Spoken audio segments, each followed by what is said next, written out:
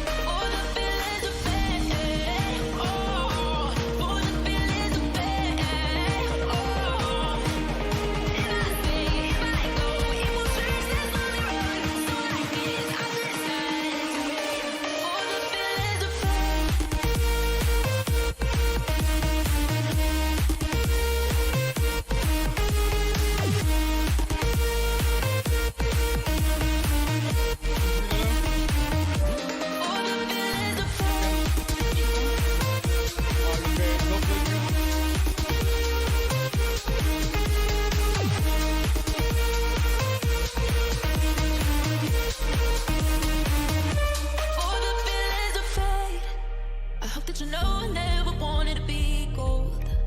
I think it's the only way I know to be alone. Too far from heartbreak, can't feel the pain. Ain't it a shame I think I sold my only soul? Palms are sweaty, knees unsteady. I can't see my head on straight. Heart is heavy, wasn't ready. Don't think I can see your face. Now we're just friends. How long till that ends? It feels like forever away.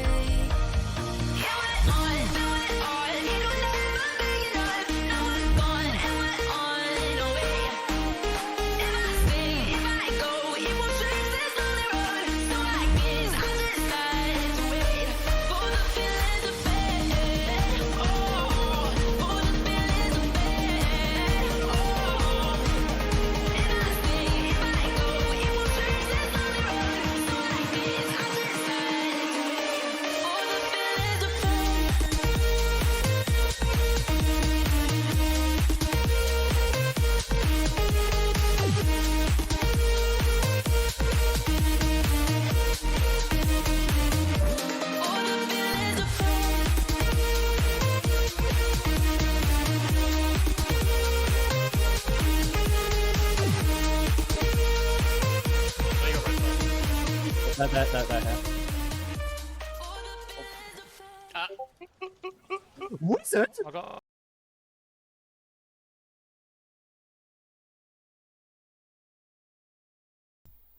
Hello, ladies and gentlemen, and welcome to the stream. We are here today with Celestial Twilight versus Hellion's Runeterra. Oh, hold on, let me turn the stream off in the background. Sorry, that is very bad production from me. My name is Cliff. I'm going to be your play-by-play caster today, and I am joined today by the lovely Deadly Ghost. How you doing, my man? Good evening, everyone. Welcome to Valanth League Division 2, and thank you for the question, Cliff. I am doing very, very well. Hopefully you are doing also very well on this fine Thursday as we're heading into round 1 of the Division 2 games. I am doing good, yeah.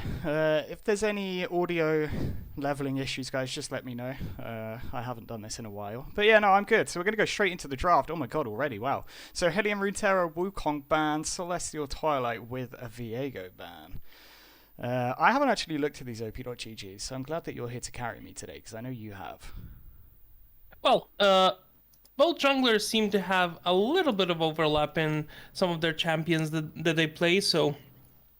the Viego is something that Apollo is really prominent on and has played so much of, and it's really, not surprising that they ban it. Also the Scion, because I believe their top laner, Demolish, right, plays a lot of Scion, so we got Bowsy Light here for HRT.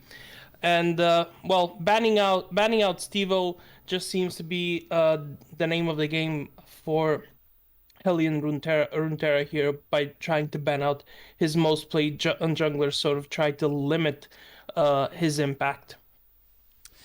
Yeah, I mean, it's not a bad shout. Pick on one player, ban out all of their stuff. As you go into Fearless, this is a Fearless draft series. As you go further into Fearless, that does gain more and more strength. So taking the 2 bans away from Stevo, and then the Karma ban away from Wizard as well. I'm not sure if you know much about Wizard, but Wizard is a big time Karma player. Yeah, I know. I also heard some whispers about Luna playing it in the mid lane as well. So, basically a triple flex being taken away here, and the Sejuani first pick. So this is something that I don't hate. I mean, we've done it as well, Cliff. We've blinded Sejuani on blue side, but yeah, Sejuani still one of the strongest tanks in the jungle. A nice pickup, and the immediate response here coming in. Yeah, there's a Tristana and the Rel. Obviously, Tristana could be flex. That could go mid. That could go AD. So it's either going to be in Ket or Luna's hands. Obviously, Luna is an ADC player by trade, so off-rolling a little bit into mid lane. So she could pull out these ADC picks mid, and realistically, it wouldn't be much of a flex to see her playing on them. Quite natural on them. Yeah, 100%. A lot of these marksmen are viable for the mid lane. You have the Tristana, even a little bit of Ezreal popping up recently, especially in some of those Korean solo queue lobbies. As we see the Janna answer here being locked in, and it's going to be the Jinx. So honestly, if I'm Twilight here, I would probably take the Tristana into the bot lane because it's a really good matchup into the Jinx, and when you can jump up on the Jinx, you can probably do a lot of damage. As the Ornn is going to be locked in here, the blind Ornn, and we're going to be taking away a little bit of the other tanks here from Demolish, trying to limit what he wants to do. Yeah, I will say this Janna supposed counter pick into the Rel. In my opinion, Janna is a fake champion. I don't think Janna is a real champion at all, and anybody that plays Janna is just trolling.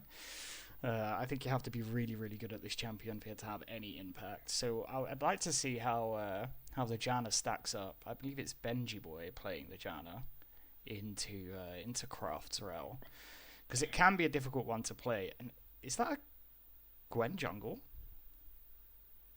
Yes, I do believe we are seeing the Gwengle popping up here for the side of Twilight. Yeah, it's already looking like a very interesting draft. It could also be the Gwen mid lane, as there's still some potential for flexing here, as I will have to mute myself for a little bit. I'm getting interrupted, Cliff, but this could still be flex. That's true. The Gwen could be a flex to mid lane. Not really the kind of champion I'd expect to see Luna playing in the mid lane. And also a blind Gwen doesn't feel like it's the best thing that you could play. I think this Gwen is much more likely to go into the jungle. There's a lot of late game assurance already on this Celestial Twilight team as we wait for the 5th pick to come down. And it is the Lissandra over to Hellion Runeterra. Pretty strong comp. They do have some late game assurance there with the Jinx and the Jax and the Sejuani. And that Lissandra does play a nice bridge to get them through that early game. Now it's all about what Twilight pick for the 5th pick here. What are they going to go on R5? I'm thinking this is going to be a mid laner. I'm interested to see what Luna wants to take here on the R5 position. My guess would be Seraphine, but I can always be wrong. Yeah, Ooh. it is Seraphine. Yep. It is sorry, I Seraphine. got interrupted by the cutest 3-year-old. So. Oh, well, that's fair. That is 100% fair. Yeah, so we're gonna my niece decided to run into the room. We're going to assume that this is a Jax top with a Lissandra mid lane. Seraphine for Luna. I don't know which one of these drafts I would prefer to play. Generally speaking, I actually think I'd prefer to be playing the Hellion Runeterra draft. What about yourself? I mean, I think the burden of execution certainly rests on Twilight, but I think if they can pull off a couple of these big ultimates, which you really can't do it, but for example, if you can get the Ornn ultimate and the Seraphine ultimate, you know, comboed up together, then this Gwen and Tristana can really go for these resets. And you also have Rel as a massive engage champion that doesn't even have to invest a lot of engage tools. Simply use her W. But yeah, it's a really difficult. Well, it's not a difficult draft, or as much as difficult as one would think. However, they have certainly given themselves a little bit of a burden to execute. But also on the other side, Hellion and Runeterra, they've picked the Sejuani, and then they did not pick melee champions to pair up with outside of the Jax. Yes, you have the Janna and the Lissandra for a lot of the CC. However, you know, the Sejuani wants at least two melees with her to be, you know, very, very effective. So it's going to be interesting.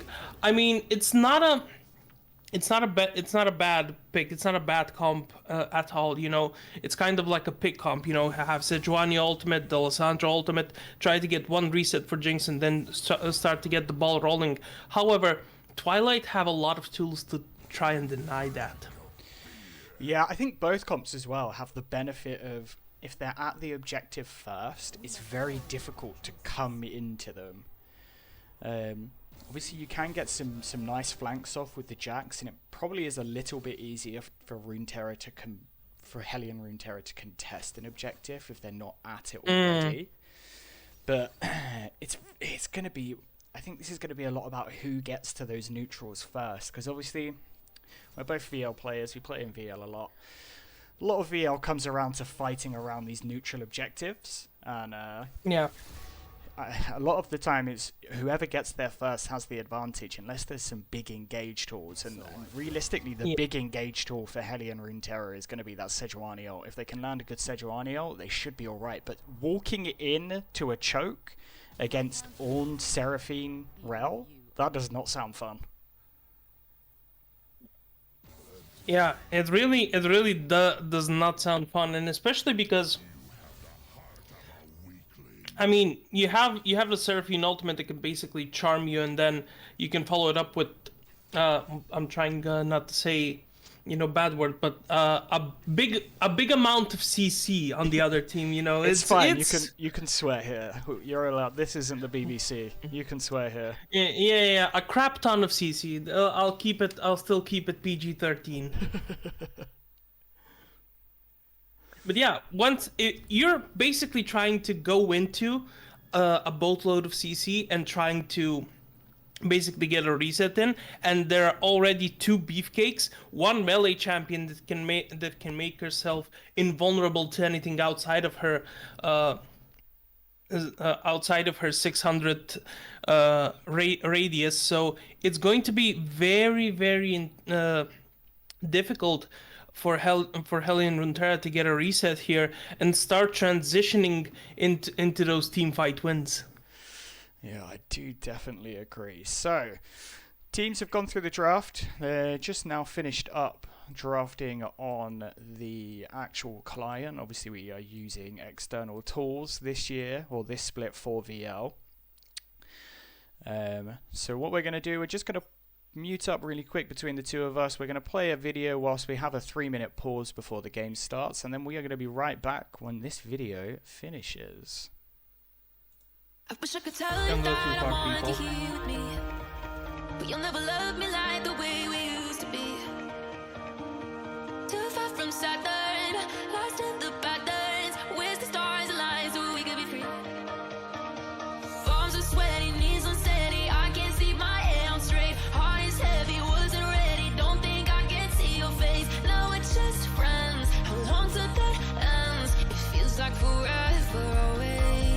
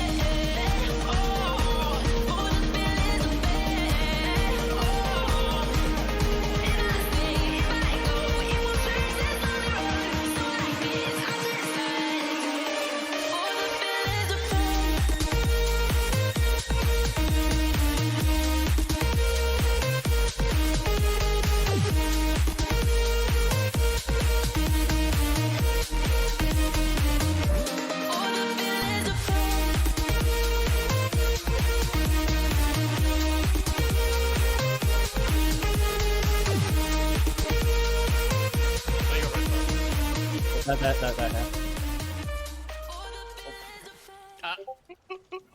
Wizard? I got.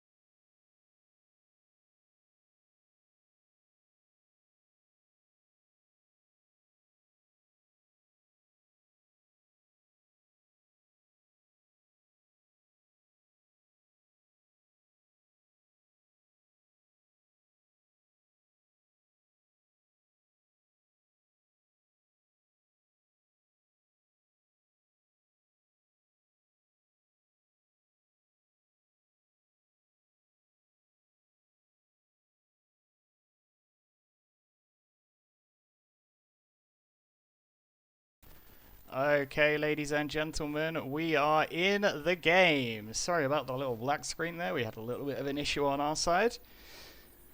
But hopefully we're all good for now. Let me just turn my sound up slightly in game. And there we go. Yeah, Cliff, what secondary on just to get perfectly in sync? I'm on 30. 1, 2, 3, 4, 5. Yep, yeah. I'm with you there. Yeah, it looks like we have some standard 5 point, nothing too out of the ordinary. However, Division 2 has seen some changes here, Cliff, and we've transitioned from normal draft into fearless draft. So while we have some interesting drafts here for game number 1, there should be a lot of interesting drafting happening for game 2 and potentially game 3 if we get to a third game here. Yeah, so I mean, obviously with Fearless Draft, for anybody who doesn't know, all of the champions present in this game are going to be banned for the rest of the series. So there won't be 3 games of Ornn, because nobody enjoys watching 3 games of Ornn, do they? No, they really don't. As the lanes have started up, we don't have any changes. We don't have any role swaps and anything like that. We seem to have some standard roles coming in. Both junglers have started on their top sides. They're basically happy leaving both of these top laners on an island. Did Steve-O's buff not die? Steve-O started on Raptors. Did he go Raptors to Crux? Yes. Okay. It looked like he was on the red. No, he's going to it now. Okay. I was a bit concerned, but yeah, no, he's on the red now. Okay. As we do see, well, some trading on this top side. There's going to be a lot of trading on this top side. I think Ornn Jax, not a matchup where you can passively farm in lane. Personally. No, really, it's really not. You know, you want to get a couple of grasp procs on, as Wizard has Comet. Wizard? That's usually what you take into range matchups. That is what you take into range matchups. Grasp would have been very good here. Maybe he's worried about not being able to proc it because of the Jax E. I could understand it. It does help him out with mana in lane. If he took the... Let me just take a little look. Did he take Mana Flow Band? He did take Mana Flow Band. Okay, so it is going to help him out with the mana in lane. But yeah, Comet's a bit of a strange one. Yeah, also something to note is that Ket and Kraft are really taking a beating in this bot lane here, as we do see the Wizard also taking some HP while trying to get that cannon. Does have a CS lead now, but this wave is going to be pushing back into Demolish, so it's really a difficult spot that Kraft's going to step they're in, forward, but- gets the charge down onto the Jinx. Steve-O's behind. Jinx is stunned up. Is Jinx going to go down for the first blood? Oh, the barrier comes out to save her. And the turnaround is nice. It was a good first gank. Flash and barrier blown for the Jinx, just for the barrier for the Tristana. And some more trading. Flash forward by the Ornn, but apparently that didn't result in anything. No, it really hasn't resulted as Oh, another. Benji overstayed. counter The engage flash there. is going to come out. Another jump for Ket. Ket's going to secure that one and then hop away. And that's a nice first blood picked up for the Tristana. Steve-O backing in that bush and Janna really overplaying. That's a very good second gank there. Steve-O running back around, getting that second gank in, getting the kill on the Janna. We know Janna is a very squishy champion. So unless you play her at a very max range, you are very prone to these ganks here. As the wizard -1 in chat is going to push in a massive wave here, and if this Jack Luna catches might it, be in it's going to trouble. be The very root nice. comes down Ooh. slow and then the knock up from the Janna. Maybe Luna's going to be fine. It looks like she might be alright. Flash forward from the Lissandra and a flash to answer from the Seraphine. But Steve-O is here and so is Kraft. Are they going to be able to get this Janna flash from Kraft? Oh, he misses the stun. The double root is nice. Kraft misses the stun and Lissandra manages to get away. Rigix getting away quite luckily there. Yeah, I mean, if I'm being honest there, I think Luna could have saved her flash there because Rigix had zero mana. Maybe he had enough mana for the Q, but I don't think he did. So that was, you know, I think that was more of like a Luna trying to be a bit more safe, but really did not need to flash there. But still, a nice engage from Kraft in the mid lane. Sadly, the stun didn't come through, because if it had come through, it would have broken the shield and probably would have gotten the kill as well. But still, after all that's said and done, you have Apollo in the bot lane, actually, and Sashimi is in the jungle. So Apollo with the 10 CS lead, but Ket as aka Mebdoom has a kill, so that means they are going to be fairly even in gold, maybe a little bit more towards the Tristana. But if this Tristana can get rolling in the early game, she can probably deny the Jinx a lot of the opportunities that she wants to get, especially in the early to mid game.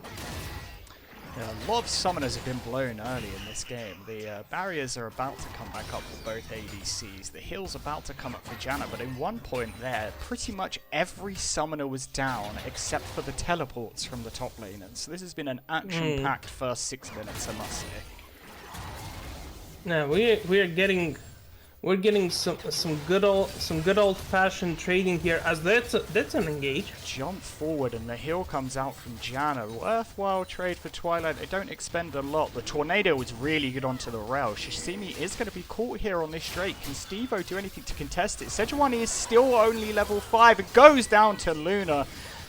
Kraft is going to look for something in this Tribush. Kraft may be caught out here. Doesn't have the flash, but he's just going to manage to walk away for free, and it looks like the first dragon is going to go down to Celestial Twilight. Yeah, very nicely played here. Steve-O hit level 6. Luna was also level 6. They did not. Okay, that's a failed hex flash. We're just gonna, you know, jump over that. Nothing happened there. You know, I was blinded by the sun, even though it's at night. Coming down from Wizard here. Gets the knockup. Lots of damage and the double knockup. This is going to be a trade down. Feats of Warfare secured for Celestial Twilight. Good knockup combo coming out of Wizard.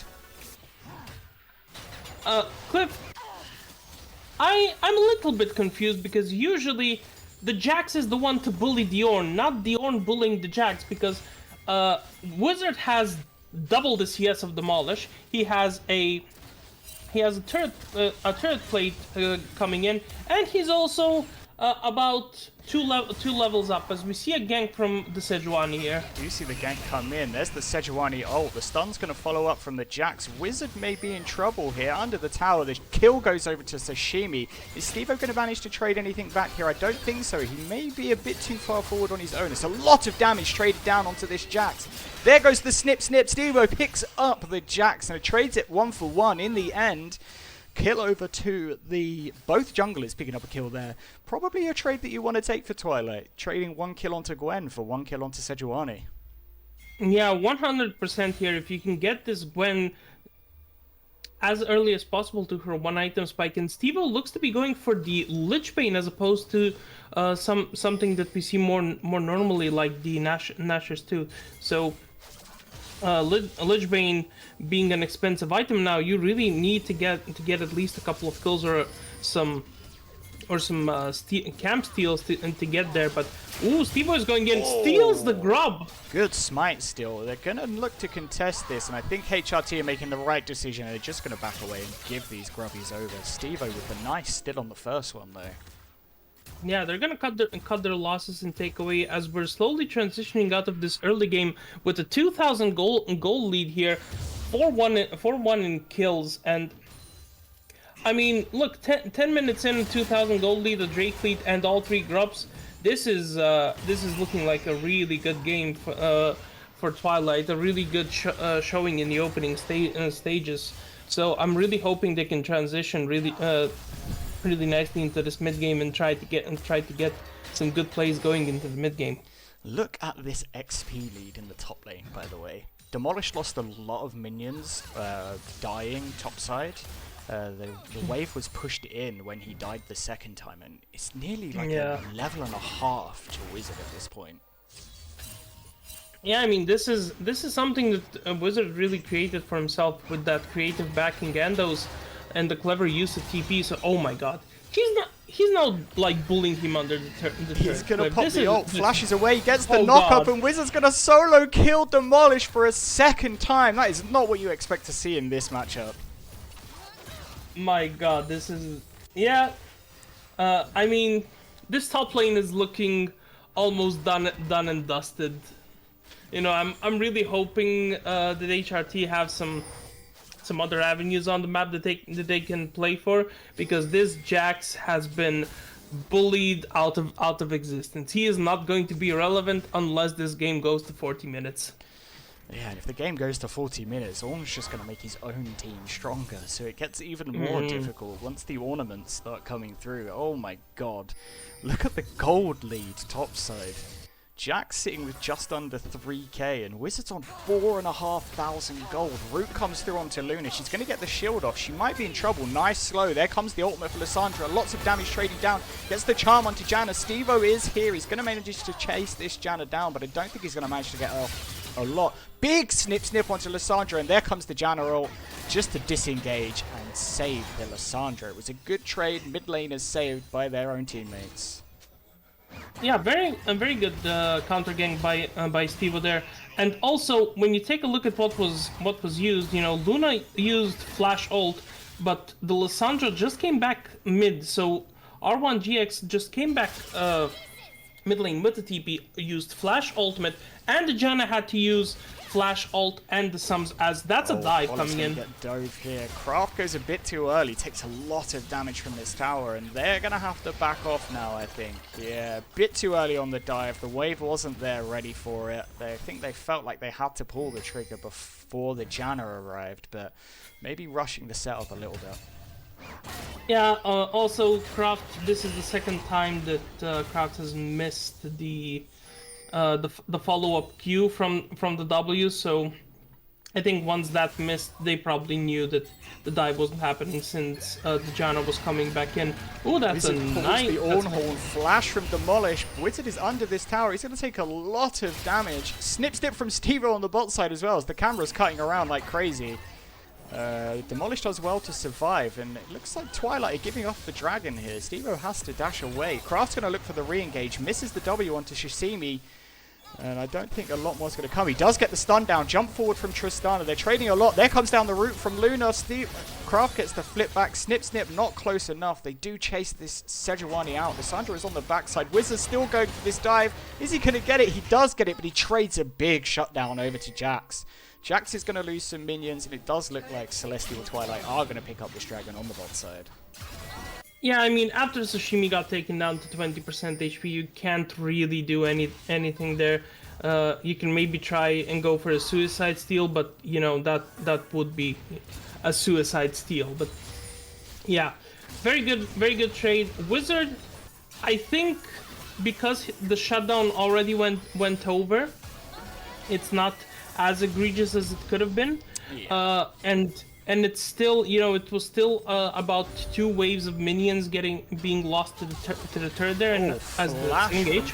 Luna is going to miss the ult though. Riggs is probably going to manage it to get out of that. That's a lot of damage traded down. Oh my god! And I've just spotted something on this minimap. Hey, take a look at this right here. This is the most secure tri-brush I've ever seen in my life. Which one? Bot side tri-brush. Oh yeah, that looks like. I mean, I don't think anyone is entering that tri-bush from Twilight without them being seen. You know, that bush has, you know, forget the president's VIP detail. That brush has a big one.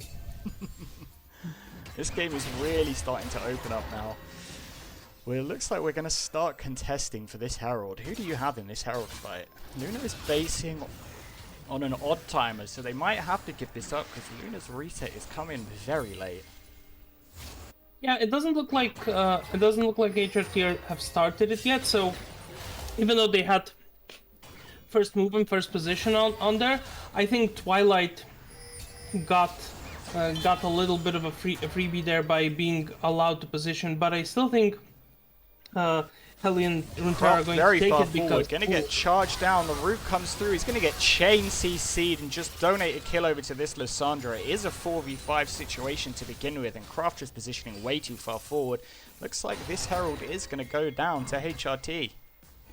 Yeah, I mean, I was about to say the Jinx has transitioned here into the mid lane, you know, rotated over. So I don't think they're going to contest it with a man down. However, because the Jax TP'd bot lane, we're now giving away a free Herald. Shishimi caught in absolute no man's land. Wizard doesn't get the knock up on the wall, just a bit too far off. A nice root comes down. There's the ult from the Seraphine, and Luna picks up her second kill of the game. Stevo's going to chase down. Big snip. Wizard picks up the Janna. Another beautiful knock up. Riggs and Apollo are kind of in no man's land here. Kraft, big stun onto the Lissandra, and the ult down to Apollo, and they're going to pick up a 4-4-0. 4-0, they're going to be getting the Herald. They're going to probably get the bot lane tier 1. The top lane tier 2 might go down here. Well, Wizard doesn't have his Demolish up yet, but yeah, this quickly became, you know, a 2,000 gold deficit for HRT into about a 6k gold deficit for HRT, and yeah, the game is looking a little bit unplayable right now, Cliff. You know, they're still not out of it yet. I think they probably do have 1 or 2 chances at coming back, but they're going to have to rely on this Jinx getting excited. Yeah, I mean, I think that previous Herald play, Jax teleporting down to the bot side to try and save that bot lane tier 1, changed the number advantage for them. I know they picked Kraft earlier on, but you know, Kraft isn't the strong member in this team. It really doesn't matter if you kill off the Rel when the Ornn is still there, the Seraphine is still there, the Gwen is still there, and not only does he TP and they lose the Herald because of it, he doesn't even save that bot lane tier 1. It's just a bit of a catastrophe. Yeah, cacophony of errors as the detail for the president has been taken down. Oh, that's a nice engage. Jump forward, lots of damage down with the explosion on the E, but not enough damage to take it. Flash is burnt by the Janna. Apollo's kind of in no man's land here. Kraft misses the Q though, unfortunate from Kraft. Apollo does manage to escape with his life, just barely. Yeah, I do want to go just a little bit back towards your Herald point. I do agree with you. If HRT had taken down the Ornn or the Seraphine, then it probably would have been fine for Demolish the TP bot lane, but or maybe just wait out the Herald take and then TP bot lane, because... Oh, the Sharks are fishing. Look at this. Apollo is in absolutely a position he should not be. Celestial Twilight going to take this tower down, and there's a teleport coming from Lissandra. You should not have done that, and she goes down too. Snip, snip, Stevo picks that one up.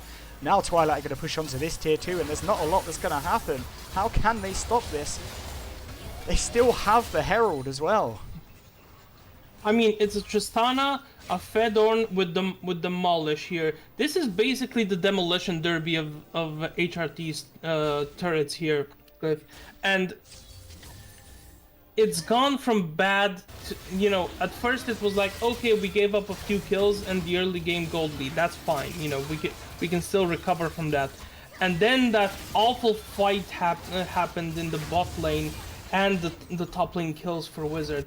But now it's just gone from bad to worse, and I'm gonna be honest, Cliff, here, outside of those 3 kills, Hellion and Runeterra have not taken anything on the map, and it's starting to look like this is going to be sort of a breezy win in game number 1 for Twilight. Yeah, if you're Hellion Runeterra, you probably should be thinking about game 2. What do we do differently? How do we play the game differently? Obviously, none of these picks are going to come in, but if you were Hellion Runeterra, what would you be thinking about? How to adjust this early game just to make it more playable? Well, Stevo is going to get rooted. He does have the invulnerability. He does pop the Ghost, looking to re-engage. Craft is here. They're going to find the Jinx. Good ult by the Janna. Stun comes down. Then the root. Stevo is shut down. Can Ket pick up the kill? He does. He gets the reset. But Ket and Craft are kind of stuck here. Shishimi is on him. The stun comes down, but it looks like it's not going to be enough. It was a good ult to save himself there from Ket. I mean, R1GX became Sashimi after that snip from Stevo, but yeah, that was a nice counter engage. They managed to get the shutdown onto Stevo, and it went to the Lissandra. So this Lissandra is slowly but surely getting a little bit of gold you know, to her name. However, the big problem is that they still lost a turret out of it. That's a catch. Caught overstaying to get that tower gold. Does manage to get a good flash, but he flashes straight into the Gwen. That is not where you want to be, my friend. Stevo's just going to chase him down. He does get the stun off, but I don't think it's going to be enough. Yeah, he goes down to Stevo, and now it looks like Twilight might position to take an attempt at this Uttercon. Yeah, I mean, your Jax is down. You have pressure on the map. Maybe you give up a turret in the top lane, but you're fine with it. You're 7.5k gold ahead. This Autocon is just going to help you grow your gold lead, and it's just going to be another influence of stats and of stats in for the side of Twilight. They get a little bit of adaptive force. They get some experience going, and that just means they're getting even further ahead. And the experience is really important for the man in the top lane, because Wizard has already reached level 14, so that means he can already start giving these ornaments to his team, as if Twilight needed some more utility and gold to add to this massive gold lead. Yeah, level 14, level 15 now, so he doesn't even have another one ready to give out. Hopefully we see that one. That one's probably going to go down onto the Tristana. First one going over to Stevo's Gwen. Next one probably should go down to the Tristana, but Craft is looking for the Jinx. Finds nothing with the Q, but does get a knockdown. Follow-up ult from Luna, but now Luna is in very big danger. Luna's going to go down. Shutdown going over to the Jinx, but Ket's here to clean this one up. Big knock up from Wizard. Ket diving forward onto the Jinx, and that is going to be a 4-for-1 over to Celestial Twilight. They're not going to be able to find much for it because there isn't a wave left, but Craft's going to stop the Jax, make sure the Jax doesn't take this one, and it looks like it might be a 23-minute inhib here. Yeah, I mean, it's certainly looking like it. You know, I thought Kraft was engaging out of nowhere, but everyone on Twilight came from sort of like all sides of the compass. You know, northwest, south, east. Everyone from Twilight came from a different direction, and it was really unfortunate that Luna there got perma CC'd and couldn't get the empowered W off towards the end, because if she had gotten off the empowered W, she probably would have been able to save herself. But still, I think she will be satisfied with one death for 4 deaths, a turret and an inhib on the side of Twilight, who have taken a reset. You know, they have bought a lot of items, you know, 2-3 item completions on most of these champions here, and they're certainly going to try to go for the soul as Luna. Oh no! Big Stun's going to come down. She gets the flash ult out to save herself, but she's now stuck on a reset. Her team look like they want to contest this Drake when it comes up. Knock up from Wizard onto the Lissandra. It's a lot of damage. She is going to manage to just dash out over that wall though.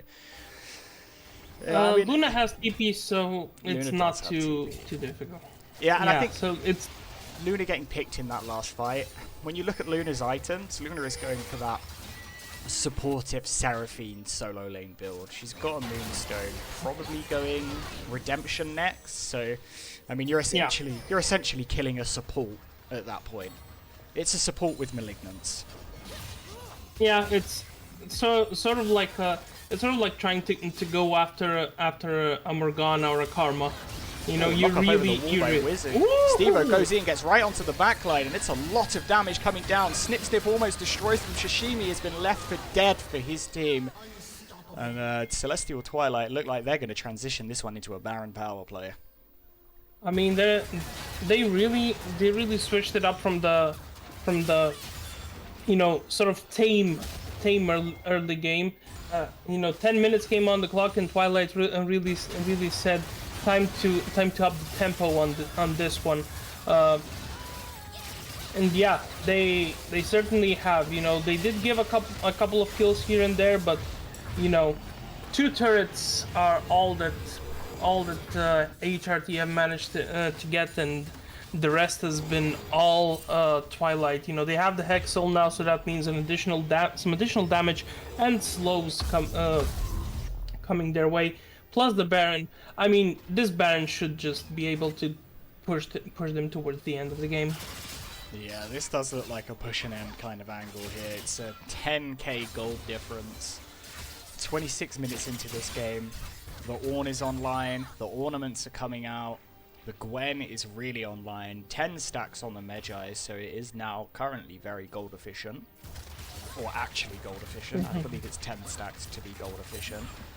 And honestly, Celestial Twilight looking like they're going to want to group for this bot side. Craft going to catch the wave, and I don't see how Hellion Runeterra really contest this game going forward, because when Celestial Twilight group up for their death ball, what do you do? How do you stop this? The wallet difference is huge. I don't think you actually can, especially if... Oh my word! Especially if that happens, Bolo! I didn't even get a chance to speak about it. 3 autos on the E, and this Sandra went pop. Okay, let's give some credit to Stevo there. He did auto once, you know, giving credit. Oh no, he didn't. He didn't get an assist. No 25 Magi stacks for him. The sun are on you, the sun on your family, the sun are on your cow, or however the quote went. Some Mulan quotes coming in here. The second inhibitor of the game goes down. Twilight going to convert this. They're going to play some OG League of Legends, and they're going to take everything. Yeah. Demolish knocked up here. Rooted. The chain CC is huge. And did your replay break?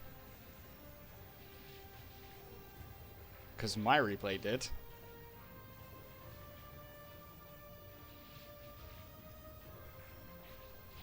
Hello? Sorry about that. Yes, my replay also broke. However, I believe the game has ended. Yeah, it does look like the game probably ended from this point. If it didn't, I will be very shocked. Tristana bombed the stream with that last kill there. So yeah, it looks like game one's going to go down to Celestial Twilight in absolutely dominant fashion. Yeah, 100% deserved victory for Twilight there. They really made this game their own. They took control from the early game. They never let that control go, and it was amazing to watch. Not if you're an HRT fan or you're one of the HRT players, but you know, I think for everyone else that was a beauty to watch. Every single lane, you know, playing really well. The rotations on the map were really good. The transitions were from, you know, mid lane from bot lane to mid lane. You know, the engages and catches on the Drakes were amazing, and yeah, I mean, you can't really say much more about this game number one. Yeah, no, dominant win from Celestial Twilight all the way through that game. So we're going to go to a quick break so that I can rest my voice, and we will be right back.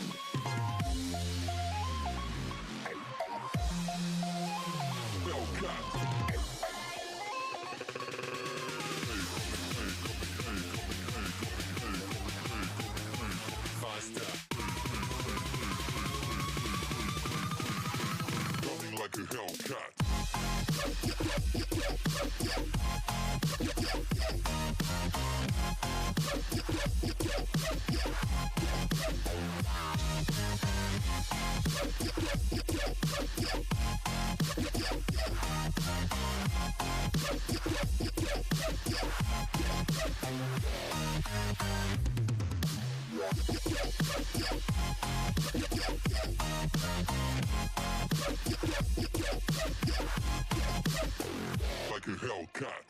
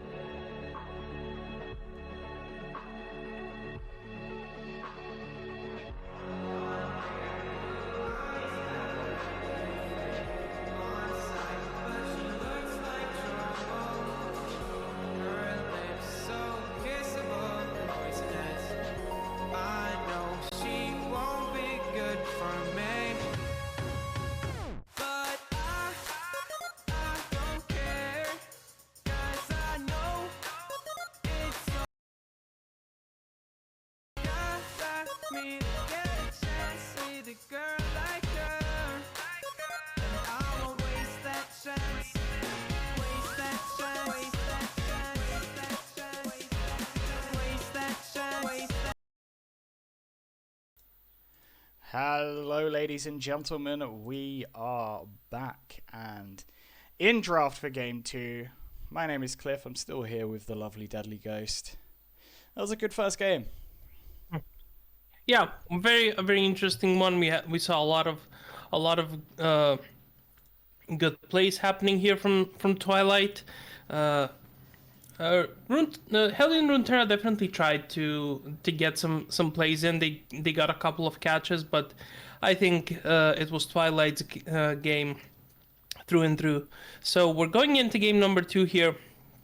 Twilight have swapped over to blue side. You know, Hellion and Runeterra have chosen red side, and they've pretty much kept the same bans for Twilight.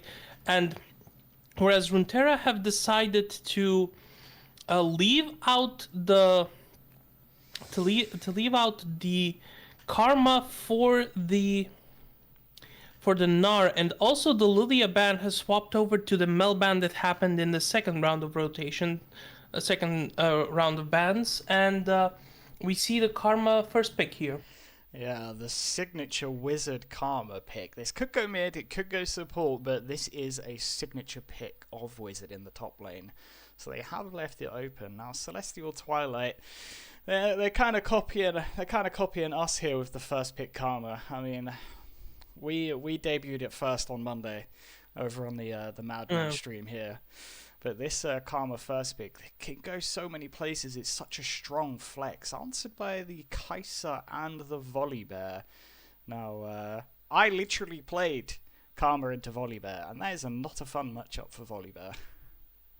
No, it really isn't. Also, Cliff, we debuted on our stream, not the Madman stream. Oh, it was on our stream. Of course it was. Yeah, my bad. Yeah, giving a different channel a shout out. No, it was us. It was over here. I mean, you know, shout out to Madman, even though they lost in 2 series against us. Still, they're friends of ours, and well, yeah. Always happy to keep the friendship going, even though they're losing to us in games. Jesus Christ. So Lilia coming down for Stevo, and it is going to be the Jhin coming out for Ket.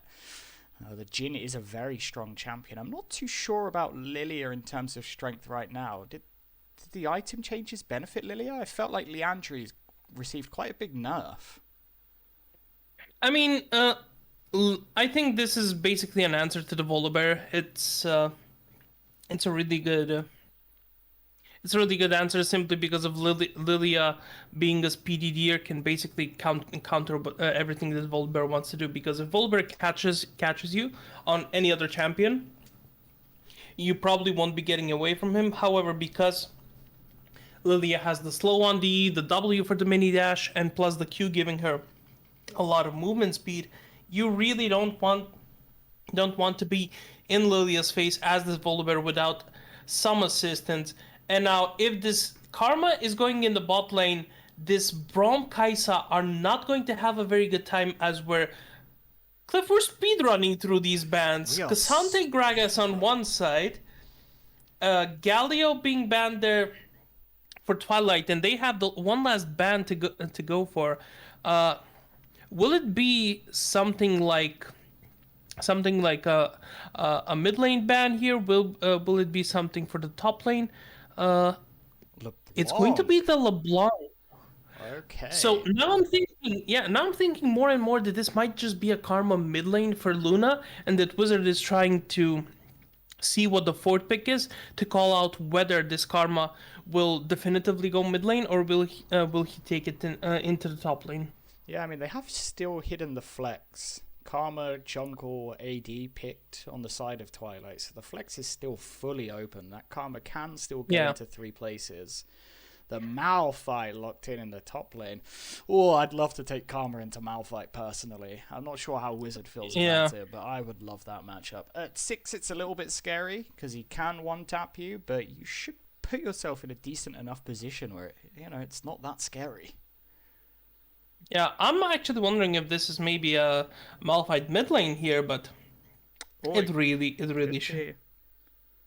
I do like the Galio I don't ban see out of Twilight, I will say. I like the Galio ban. There's the Silas lock-in. Again, the flex is still technically open because I know Kraft is a bit of a deviant and he does play stuff like Silas. So I mean, this is the counter to Malphite, and of course we have a Maokai. Basically, the triple flex is still on, Cliff. Yeah, the triple flex is still on. I think the Maokai's probably going into the top side at this point. But the Silas could go into the... Oh, I don't know, Wizard. Why are they doing this? It's still a triple flex. I mean, they confused you so much you forgot my nickname. I called you Wizard. What? Yes. They've broken me. Ghost, they've broken me. Yeah, so it's Malphite in the top lane. I fully expect Wizard to take this Malphite, and, well, I really want to see... Maokai. This is the Maokai for Twilight. No, Silas into the Malphite. Oh, so you think it's Silas for Wizard? Yes, and I want to see the Maokai into the bot lane because, yes, Kai'Sa Braum versus Jhin Maokai, it shouldn't be too scary of a lane for Kraft and Ket, and because if this Silas goes mid lane, yes, it's going to be a little bit scary for Luna, but it's going to give Syndra a lot of free stacks. Whereas if Luna takes this Karma, she can probably farm from a distance and not allow Syndra to get any stacks in, and you can still play sort of the malignant supportive build that Luna played last game. But yeah, until we see the final draft, I'm not going to be sure where any of these picks are going for Twilight. Yeah, until we're in loading screen, there is no guarantee. But I do think that you're right. I think I'm leaning towards agreeing with you. I'm not a big fan of Karma into Syndra. You are quite burstable. But like you said, it should be hard for the Syndra to really stack up on you because you can play at such a distance that you outrange the Syndra. You outrange everything apart from the stun, I guess. Yeah, I mean, it's basically your Q is the same range as Syndra Q and W. The E max range should probably reach you as the Karma. However, you still have the shield for the move speed to sort of dodge and dip your way around a team fight and then shift into a more appropriate position there as Luna. So yeah, it's going to be interesting. I could also see the Maokai top lane, Karma bot lane, and Sylas mid lane, because after you get to level 6, this Sylas can just simply try to assassinate the Syndra. There's always the threat of that. So we might be getting some confirmation. They are going through the draft in the client right now, but even still, I don't want to give Twilight any credit. They could still be hiding the flexes as we're going through here, but so far we do have the Karma lined up top lane into the Malphite, the Sylas lined up mid. I think you're happy with either of these matchups, which would mean that the Maokai would go bot lane, and I don't think that's the end of the world. Personally, not a fan of Maokai into Braum, but realistically, Maokai just needs to sit and do nothing in that lane. So yeah, basically, if you're Maokai there, you're really waiting for the Braum to try and engage, for the Braum or the Kai'Sa after level 6 to try and engage on you, and then you just queue them away, allowing your Jhin to just play towards that movement speed that he has. And I mean, yeah, Karma 100% can bully this Malphite. So, and even top lane, you can play the Malignants into supportive build, but maybe Wizard is going to go for the Booger build, basically the grasp, and go into Malignant's tank Karma, which is also an option they can go for. So I'm very excited to see what this Twilight draft is going to do. The only concern that I have is sort of the Jhin being the only AD source for this Twilight squad. So a lot of pressure is sitting there on Ket's shoulders, but even last game he was the only source of AD damage, and he played very well. yeah, he did do fine as the solo AD threat in the previous game. We're about to get to 20 seconds to go. Now, they can't swap from this point on, as far as I'm aware, with VL rules. So it does look like it's going to be Karma top lane, Sylas mid, and Maokai support. So it's not as donezo as you think, Elwood, because that Sylas is going mid lane. Unless Wizard and Luna lane swap, I could see them doing that. But it does look like this Sylas is going mid. I mean, that would be... Yeah, that would be quite an evolution in this draft, sort of mind game your enemy. Yes. We'll have to see how this goes. We're going to just transition, I keep saying it. We're going to change over now to a video whilst we wait for the spectator delay to go, and we will be back with you once we get into game. I wish I could tell you that I want you here with me, but you'll never love me like the way we used to be. Too far from Saturn, lost in the patterns. Where's the stars align so we could be free? Palms are sweaty, knees unsteady. I can't see my head on straight. Heart is heavy, wasn't ready. Don't think I can see your face. Now we're just friends. How long till that ends? It feels like forever away.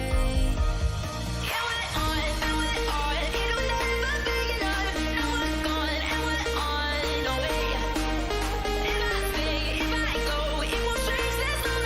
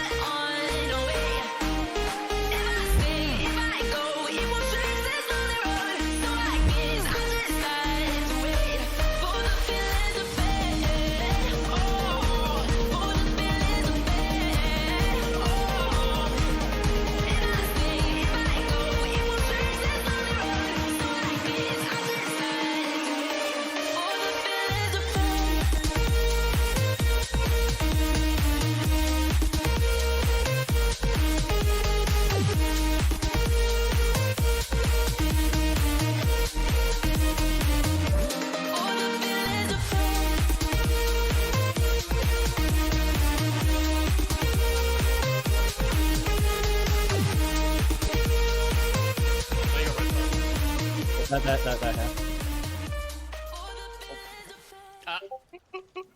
Wizard? I got.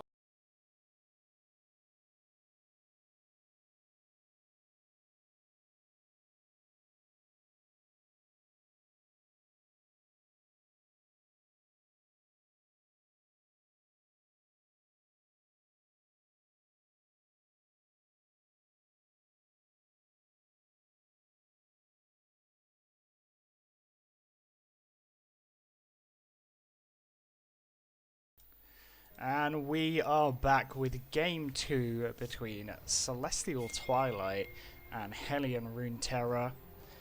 Decent drafts coming out from this. Game 1 was very one-sided over to Celestial Twilight. What do you think is going to happen going into this game now, Ghosty? I mean, it's really going to be whether... well, this gives us a little bit of more time to talk about it, but yeah. Well, it's certainly going to be a little bit more difficult for Twilight to take over and get a really good lead going, outside of maybe in this top lane, which Carmen to Malphite can, you know,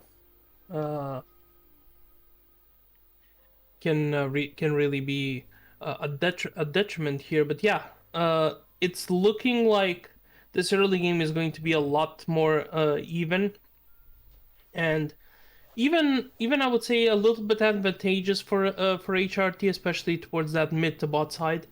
Whereas if you're Twilight here, you're really going to be looking to play for this karma in the early game to get ahead. Maybe try to help out this Jin Maokai, which they're certainly not slouches in the early game, but until level 6, I would still give the advantage over to this Kai'Sa Braum. Yeah, it does look like... yeah, I look at these drafts and I think, which draft would I rather play? And if it wasn't for the Silas on Celestial Twilight side, I think I'd rather play Hellion Runeterra's draft. But that's Silas, man. Playing Silas with a Malphite ult is, and it's never a fun experience. It's you know, the kind of thing that you don't want to come up against. If you're going to be picking Malphite, if you think Malphite is ever on the cards for you, you've really got to get rid of that Silas. It is disgusting to play against. Yeah, 100%. You know, there's sort of like a 62% win rate or something. With when you're playing Silas against the Malphite. So basically, yeah, the team playing Silas wins in 60% of the games. So Twilight certainly have that advantage. But you know, Cliff, what HRT have really drafted here for the Silas is the only thing that which he doesn't easily get, which is access to the backline, because you have Malphite, you have Voldebear, you have Kai'Sa that all have ultimates to basically access the backline, access key targets here. So basically, Luna has her pick of the litter to see how she will enter the backline and try to kill off a Syndra or a Kai'Sa, and sort of get herself a big lead or a team fight win.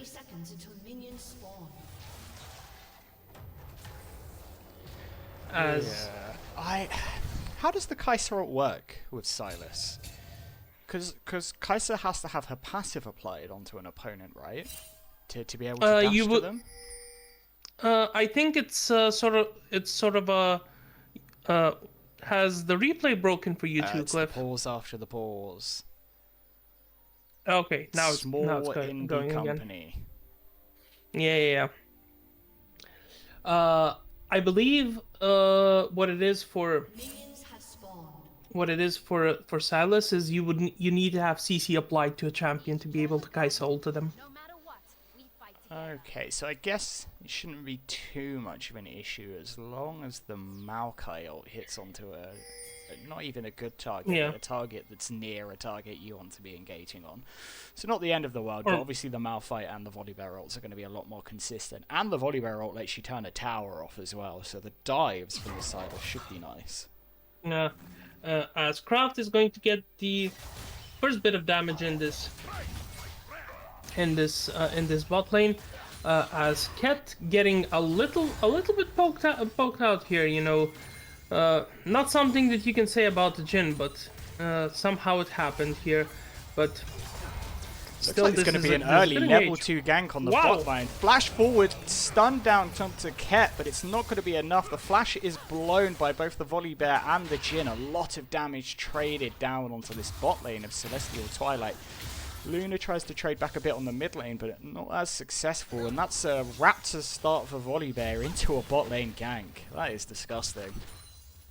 And also that's the enemy Raptor start, so basically Sashimi managed to counter gank or counter start as I should say here and take away the Raptors. However, Stevo has responded appropriately by stealing away some Raptors and is moving towards the red buff of Sashimi, and Sashimi really can't do anything about it because he went EQ. So if Sashimi wants to try and contest this, he really can't do anything about it because he doesn't have his W, which is his ultimate source of healing. As yeah, that's how that matchup is going to go.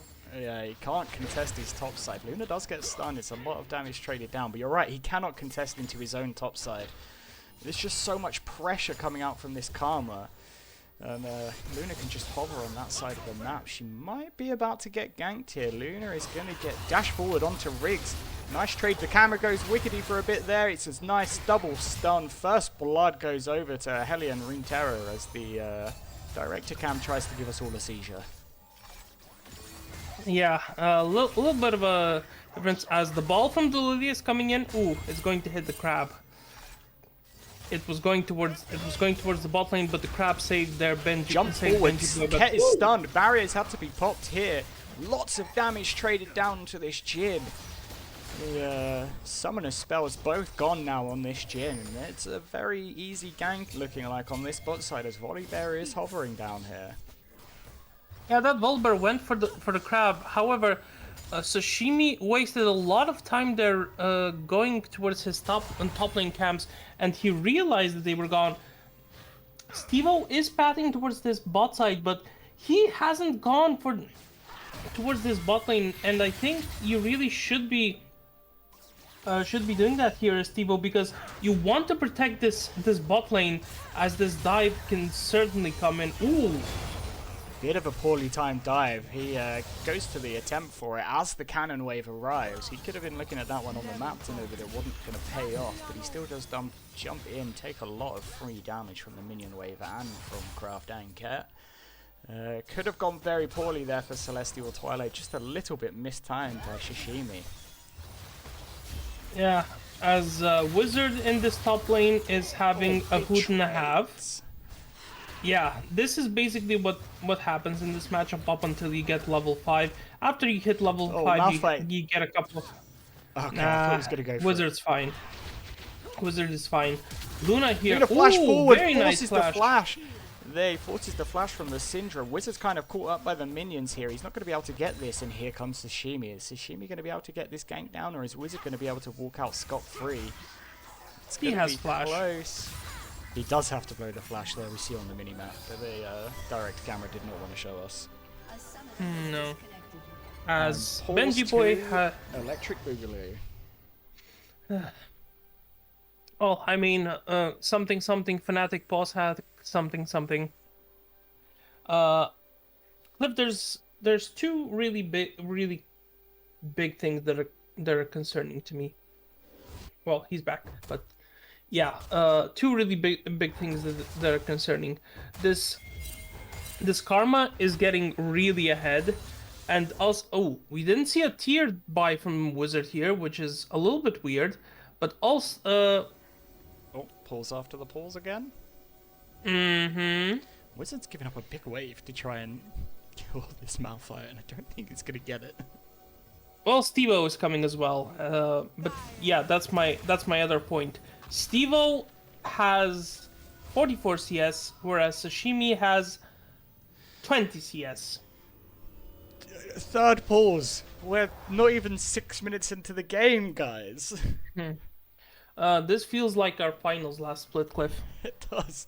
It really does. At least they're giving you a chance to speak. That's why they're pausing so much. There's been so much action already. Top DC in the chat. Any top DCers? Yeah, no, nothing too egregious here. Well, we might just see a top die in this game here, but yeah, this game is slowly but surely evolving into a gold lead for Twilight, which I didn't expect to happen based on, how the early game went and that kill onto the Luna. However, everywhere else on the map, Wizard in this top lane has managed to come back to that wave and catch some of it, even though they're even on CS now. This Malphite does not have TP, so that means at least one wave is going to be missed, and Wizard is going to have about the 10 CS lead here. And it would have been really great if Wizard had Grasp here, because he probably would have had about 15 procs on it already. But the big problem is Steve-O has 100% out-jungled Sashimi in the early game. And also, Cliff, Steve-O just used Smite to steal the big Krug away from Sashimi. Yeah, I just think I caught the sound of it just before the pause came in. Steve-O has definitely just used his It was Smite. 44, now he's at 46, and I see Smite is on cooldown for Steve-O, and Sashimi has it up. Oh, Sashimi is homeless right now. Count's getting stolen. The level 2 gank got a flash from Ket and sacrificed everything, it looks like, over to this Lilia. This Lilia is maybe a level and a half up already. It's kind of crazy. I mean, it's something. I was crazy once, locked in a room with rats, but I've transitioned out of rooms with rats, and now in 10-man games of League of Legends. So a little bit of an evolution.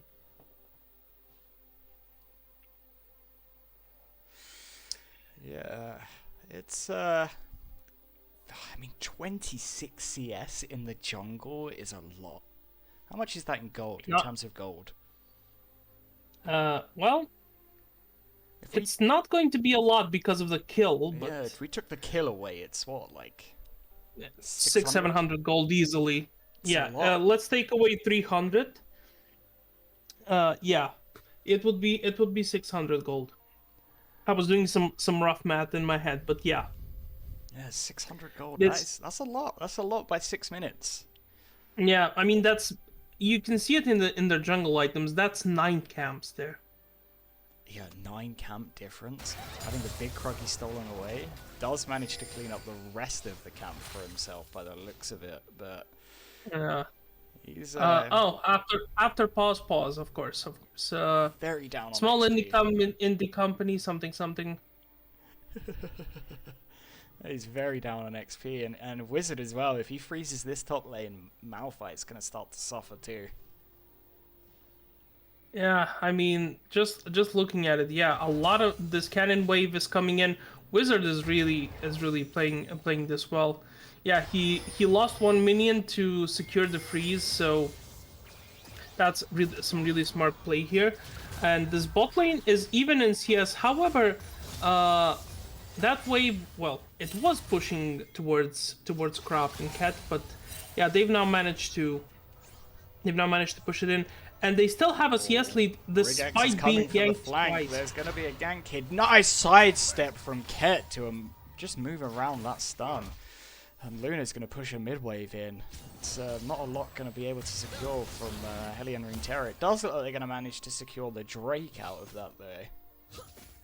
I mean, Steve-O is walking towards it. How much do you want to bet it's going to be a gang? Ooh, that's a nice Topside gang. from Luna. There's the ultimate blown from Malphite. Luna not able to steal the Malphite ult in that time, but does blow the Malphite ult and give Karma such a free lane. Yeah. Oh, this Malphite has come back. Oh. Oh boy. Oh boy. No ult. He does have the flash. Luna steals the Malphite ult, and now that's Malphite ult and flash down in the space of like 15 seconds. Syndra's gonna and that's come and a lick here 15. again. Oh no. Drowsy comes down. There's the root. There's the sleep. There's the second root. Knocked back into the team. Rigex is going to go down here. Oh, kill given over to Ket. Celestial Twilight looking to chase this down. Benji Boy's low. Flash and heal blown from him. Another root comes down. Maybe Craft is over chasing this a bit here. He has to heal himself. Steve-O flashed on, stunned. He has to flash himself as well. Steve-O traded back for the overchase. And now Ket may be in trouble. Craft can't do a lot to save him here. Does get the slow down. And there's a solo bolo in the top side. As Ket just manages to survive and Craft trades the Kai'Sa. Here comes Silas as well to pick up another kill. And it's such just chaos in this bot lane. It's a cacophony of errors for the side of HRT. The only thing they had going for them is that last Volibear auto being ranged to catch out Steve-O, but that was basically the only thing they got into that fight. You know, is the kill on Steve-O. This Maokai got a kill. This Jhin got a kill. The Silas also getting a kill here, and Silas that's a good engage. insta kills the wave. Unfortunately, there was a melee still there. Gets knocked back. Is Luna going to be able to pick this one up? Steve-O is in the river, and I think it might just be donated over to Steve-O here. Luna does dash over the wall to secure that kill, and it's 2 kills over to this Silas, and it's already getting catastrophic 9 minutes into this game. It's 2,500 gold already. So remember how I said that this early game should be more even? Scratch that. We've fully changed over into chaos as Luna is getting ganked by this bot lane, and she's just going to dash away, get out to safety, and Steve-O secures the grubbies. Wizard has a 20 CS lead in the top lane. Luna has 2 kills and a 15 CS lead over the 2 assists Syndra. Cliff, I'm starting to think that this game might just be a little bit doomed for the side of HRT. It is already looking like it's completely out of hand. HRT making a lot of map movements, but not really getting anything from it. Benji Boy is down here, looks big stun onto Ket. The out comes the Maokai ult, traded for the Brawl ult, and it doesn't look like he's going to get anything. Here comes the Kai'Sa, dashes in, but there's not enough damage. They'll manage to get the stun onto Craft, and they do pick up Craft with the execution. Wizard may be in trouble here as well. There's another kill traded back, and HRT managing to pull some gold back into this game with all of these map movements they're making. I mean, yeah, but the thing is, you invest 2 ultimates there to killing the support Maokai, sure. Once that Maokai comes back onto the... Yeah, 3 basically with the Syndra ultimate. So once that Maokai comes back onto the map, he's going to have his ultimate before anyone else, and this Drake is coming in, I believe, 2 minutes, so Craft is basically going to have everything. This Jhin is going to have his barrier up, maybe not have the flash, but almost everyone else on his team is going to have their flashes up, and everyone is going to have their ultimates, whereas I don't think that HRT will have them. So if a fight happens at Drake, Twilight are going to just take it and run away with it here, as Wizard, even after going down, is still poking big down. trade onto wow. Rigex. Luna picks up the Syndra. Oh, it's not enough damage. You only get the 3 balls when you're Silas.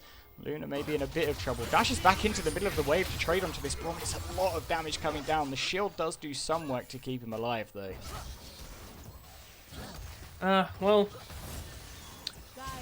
Well, you should get 2 extra balls as Silas being a man and everything, but I guess Luna is a woman. Flash so used you away from wait Wizard. that. He gets the root down and does manage to secure that kill. Almost going very wrong for Wizard there, throwing his Q into the caster minions. Yeah, you know, the Q not hitting is a little bit unlucky, but Wizard basically continuing what has happened from game number one. You know, no evolutions. That they're basically the same thing. We've changed up the champions, but the end result is still the same. As we do see some max range ease happening over from from Rigax. I believe that's how it's pronounced, or R1GX. I won't try and guess it, but yeah, I think now the Syndra has realized that basically if Luna can get onto the Syndra here with one dash, you're basically down for the count. Yeah, there is going to be a dragon contest here. HRT coming in from all angles. The stun misses onto Luna. Luna dashes forward onto Rigex. There's a lot of damage that comes down. Here comes the Jhin ult and the Maokai ult. The Syndra goes down as a double kill over to the Jhin. Silas picks up the third. Apollo is in way too deep without any backup, and he looks like, oh, big flash over the wall, but Devo predicts it, walks around, picks up the boot, and that's going to be a 4-for-1 over to Celestial Twilight, and the dragon secured. One away from feats of strength at this point.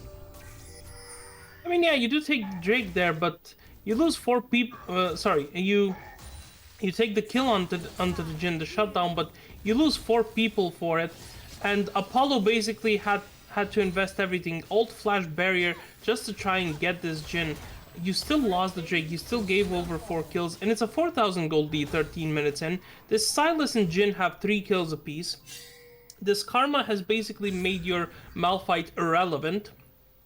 And this Volibear has, even though he has 3 kills to his name, is 40 CS down and is still in a gold deficit as, well, that's another gank. Gank onto Wizard. The stun comes through. Unstoppable force lands as well. Is Wizard going to be able to run away from this? Does not look like it. Kill picked up by Demolish. Stevo just too late, but here's Luna as well. Are they going to make a play?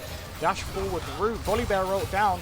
Volibear's getting very low. Sasimi, can you make it away? No, you cannot. Stevo picks it up with the Q. And they're making these rotations, HRT, and they're good rotations. You have to give it to them, but they're just not enough. They're just being countered at every angle. Yeah, it does seem like whatever they are trying to do, basically Twilight are reading it and are either counter ganking it or following up and giving them twice the troubles for what they wanted to do. And I mean, I don't know about you, Cliff, but if I'm Hellion Runeterra here, I'm basically booking my next visit to my GP for a consult, because Jesus, this is looking very rough. Yeah, it's definitely been a rough first 15 minutes of this game for them.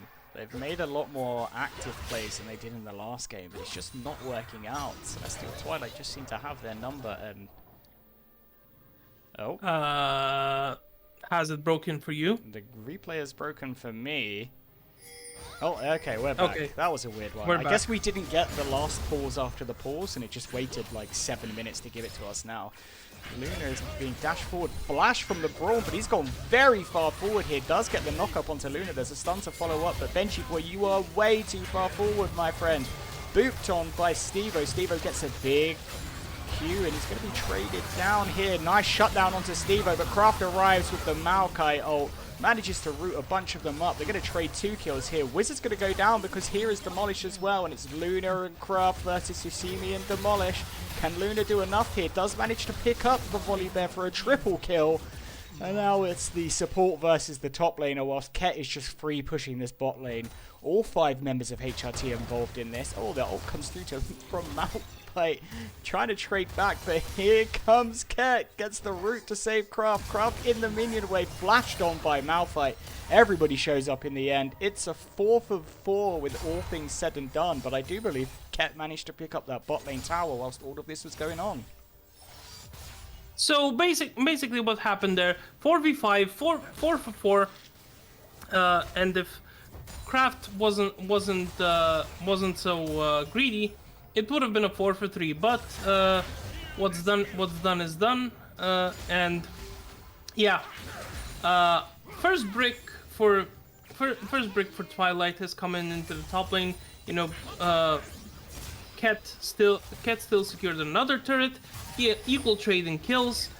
Yeah, it's not looking too good here. You know, if you're going even Stevens for a in a 4 versus 5, where one of the main damage dealers on the enemy team is not there. I'm not liking those odds here, Cliff, because next time for sure this Jhin is going to be in that fight, and we're going to have a lot more action, as spectator mode really hates us. Yeah, Spectator is not having a good day today, apparently. We got another pause here. Hopefully this replay hasn't broken. Well, this game has been action-packed. HRT, Hellion, Runeterra making a lot of plays all around the map, and they just seem to be falling a little bit flat in some areas. They're making some good plays, they're making some good trades, but at this point it does seem really difficult for them to play this. This Silas is fully online now, almost at 2 items. It was a triple kill picked up in the last fight in that 4v5.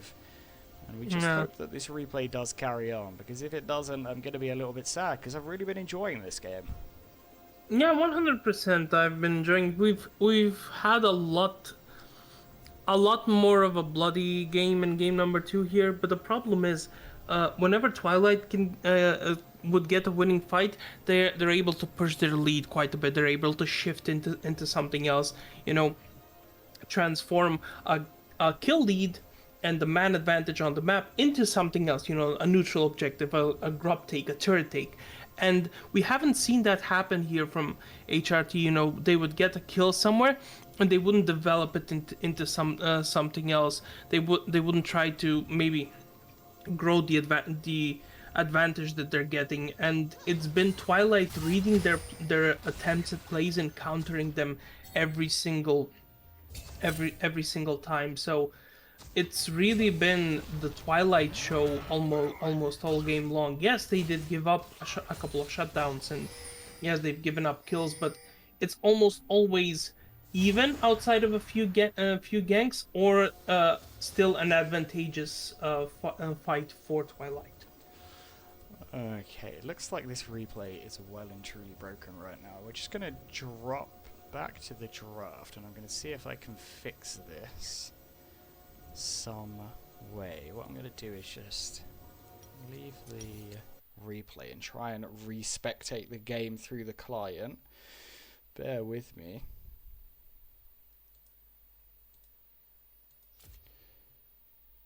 Yeah, let me try and reconnect myself. Maybe we can see something. Bear with us, ladies and gentlemen. League of Legends, Riot Games, small indie company. Oh, if you leave the lobby and rejoin, it should be. Okay, yeah, I've left and rejoined. We're now at 19 minutes and 6 seconds, so we have skipped a little bit of time here, unfortunately, but not much that we can do about that. We're good. We're good to go, Cliff. Give me 1 second, Ghosty. Mm-hmm. Okay, going in 3, 2, 1, play. Yeah, nothing has happened on the map. It looks like, so, you know, not a lot of things have happened outside of a couple of numbers being changed in the farm department. So I think that this is still a very advantageous game for Twilight. They still have a 4.5k gold lead. Regex is going to beat Night Drowsy. He's been sent to sleep. It's a good buffer on the stun. The boop, almost enough damage. Flash by Stevo to pick up the kill. And Regex goes down. Mid tower secured as well as a root down onto Benny Boy. Big Malfire ult. The Unstoppable Force donating that kill over to the Jhin as well. There's a lot of gold secured with 1 tower and 2 kills in the space of 10 seconds.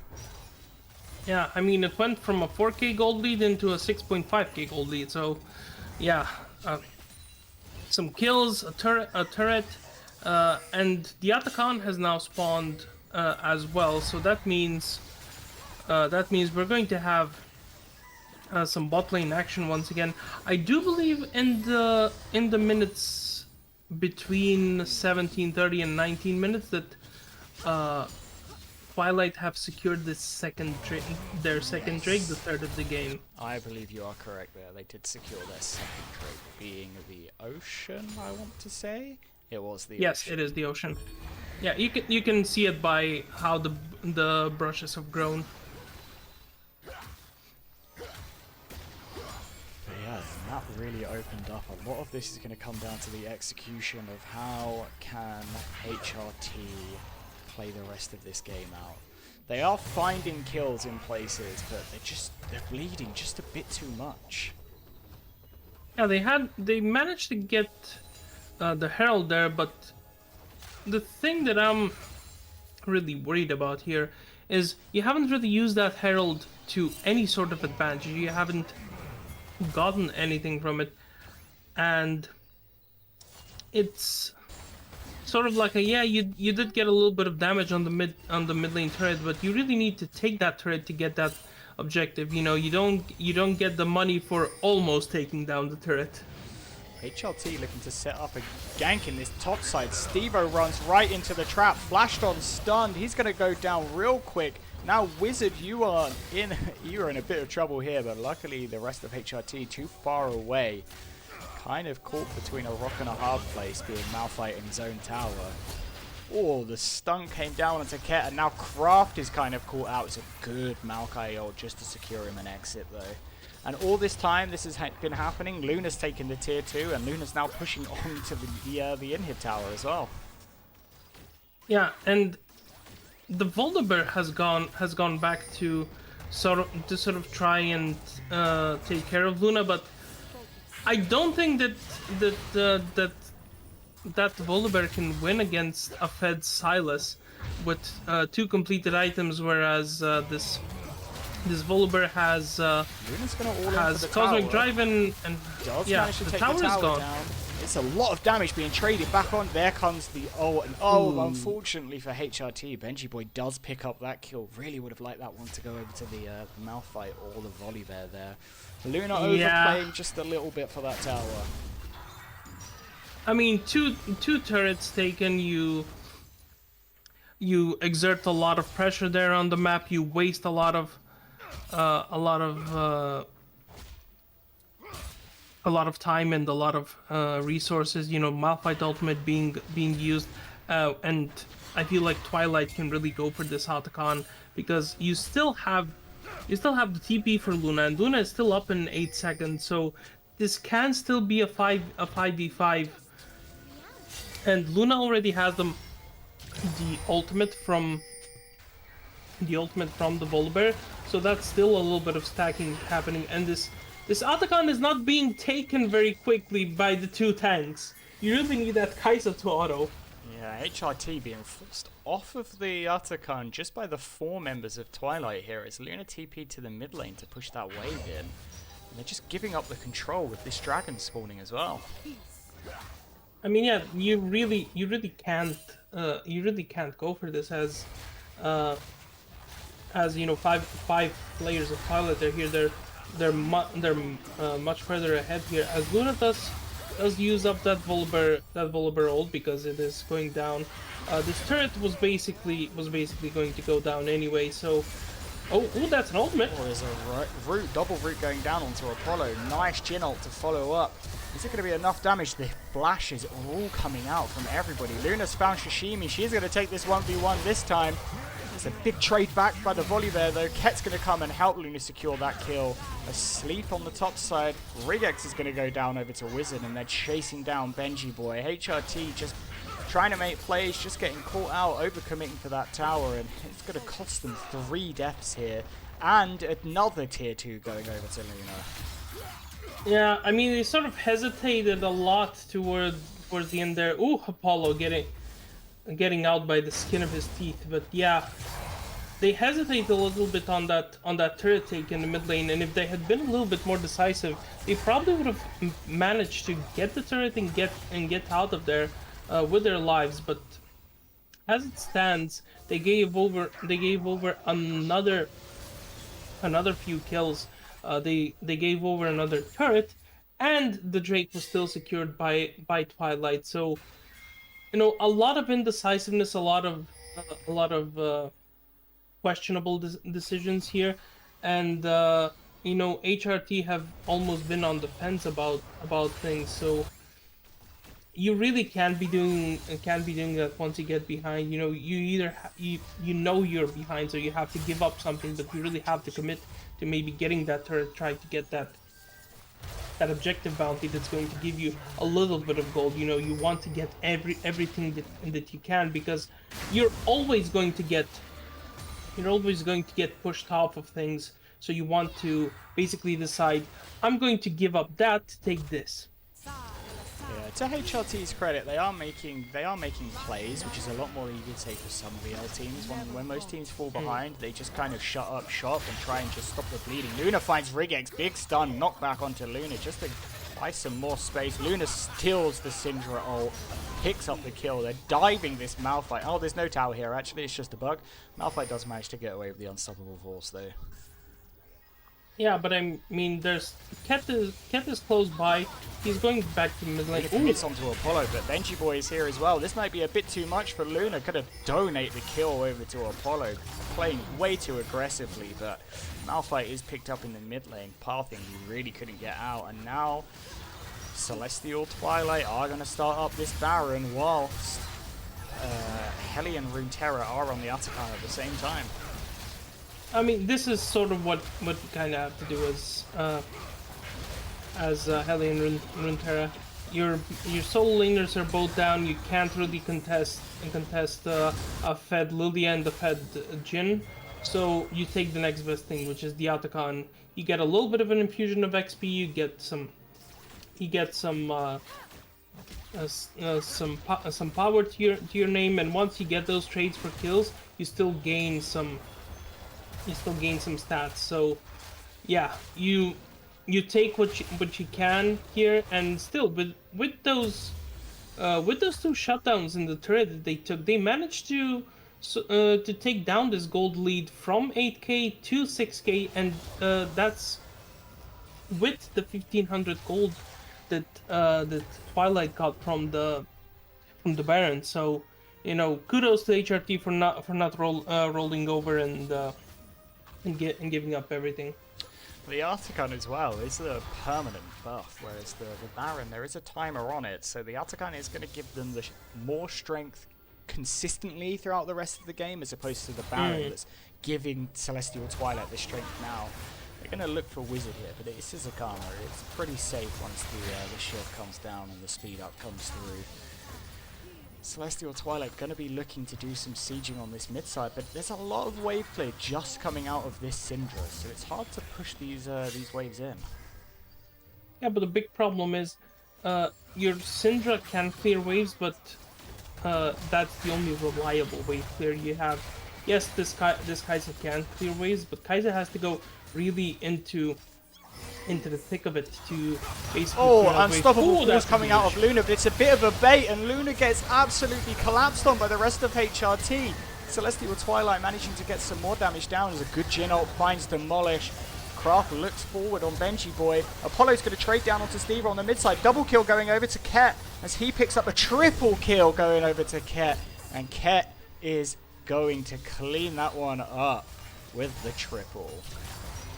Yeah, I mean, it's a nice engage from Luna. I sort of wish that it would have been on multiple members, not just the Kai'Sa, but still, it's a nice engage to get things started, as Apollo went for the crit build into Zhonya's.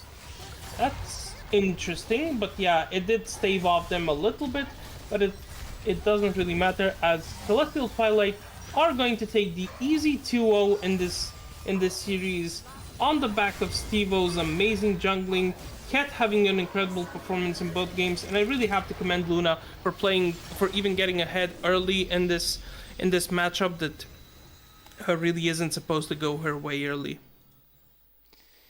Yeah, nice result coming down for the side of Celestial Twilight, and overall for the Org of Celestial. That means every team in the Org of Celestial has won this week in Valanth League. So, Celestial Twilight love to be joining everybody else, picking up their first dub of the split. And overall, a good week all around and a good game all around for the Celestial team. I don't think anybody particularly had a bad game or a bad moment. In general, they all seem to play pretty well. Yeah, I mean, sorry, did you say Twilight or every single Celestial orc? Every single team? Celestial team. I mean, yeah, we can speak for ourselves the most. Ours was the diciest series. Everyone else seemed to have a very easy time. Our Div 3 team struggled a little bit in game number 2. That was a very close game that they probably should have won, but alas, they won it easily in game number 3. We took an unfortunate loss, but yeah, all of the Celestial teams taking victories just means that we're on a good track, and hopefully we can continue in our winning ways. Okay, I'm going to see if I can get us an interview coming in. I don't know if anybody is around. Anybody from Celestial Twilight, if you're watching, you're still around Well, I see for an Steve-O in interview. chat, so maybe. So if anybody wants to jump in, you should be able to see the waiting for interview channel. Just hop in there, let us know. Anybody that wants to come in. But overall, a great series from Celestial Twilight. They played that very, very handedly. And it does look like we're going to be able to get a interview from Luna. So bear with me 1 second. If you could just drag Luna in for me there, Ghost. 100%. And here we go. Welcome to the stream, Luna. Congratulations on the victory. Thank you, thank you. So a strong, solid showing from you guys. Is there... Oh, Ket. Hello, Ket. Ket is here as well. How are you doing, my man? I'm doing good. Nice 2 games that we played today, honestly. Couldn't be a better start. Yeah, good start overall for all of you. Is there a moment from this game where you felt like it was kind of wrapped up? That level 2 Volibear gank bot lane didn't look fun to deal with, I will say that. I mean, I was just a bit confused because I said there's no way this guy flashes on your right. It looks so dumb, but it got Steve a big lead, and I think after that they kind of didn't even punish us at all for blowing that flash, so good on us for not dying. I mean, yeah, it really seemed like you were getting focused quite a lot in this early game, but Steve-O managed to get a big CS lead in the early game and transition it there elsewhere on the map, and you were still doing really well for yourself. You had a CS lead despite being focused early on.